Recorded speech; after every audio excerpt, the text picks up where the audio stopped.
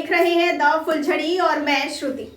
विज्ञान भूत प्रेत में विश्वास नहीं करता है, लेकिन उत्तराखंड में आज भी हिल जात्रा पर्व मनाया जाता है। क्या खास है इस पर्व में?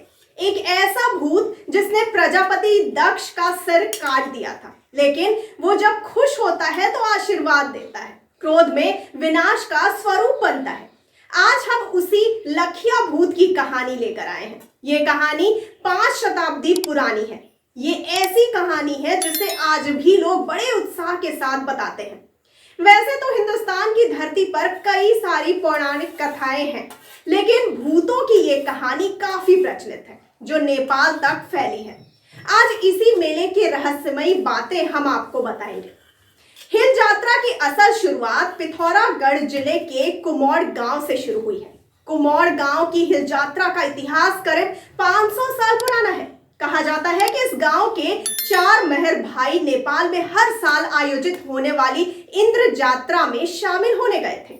महर भाइयों की बहादुरी से खुश होकर नेपाल नरेश ने यश और समृद्धि के प्रतीक ये मुखौटे इनाम में दिए थे। तभी से नेपाल की ही तर्ज पर यह पर्व सोर घाटी पिथौरागढ़ में हिल जात्रा के रूप में बड़ी धूमधाम से मनाया जाता है।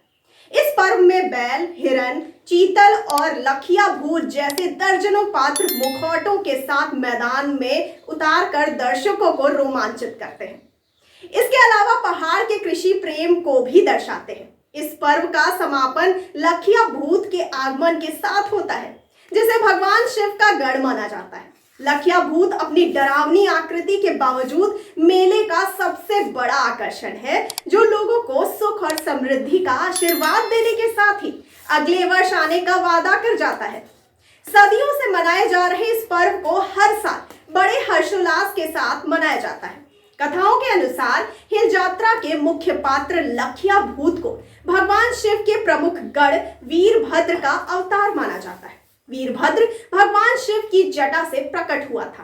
कहा जाता है कि भगवान शिव के ससुर दक्ष प्रजापति ने एक विशाल यज्ञ का आयोजन किया, जिसमें उन्होंने अपनी पुत्री सती और जमाई भगवान शंकर को निमंत्रण नहीं दिया, लेकिन उनकी पुत्री सती शिव के मना करने के बाद भी इस यज्ञ में चली गई।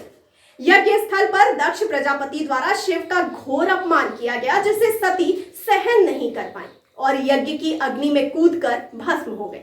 ये समाचार पाकर भगवान शंकर क्रोधित हो गए और उन्होंने अपनी एक जटा तोड़कर जमीन में पटक दी, जिससे वीरभद्र प्रकट हुए और उन्होंने यज्ञ का विध्वंस कर दक्ष प्रजापति का सिर भी काट डाला। भगवान शंकर की जटा से उत्पन्न होने के कारण वीरभद्र के स्वरूप लखिया भूत को बेहद गुस्सैल स्वभाव का माना जाता है।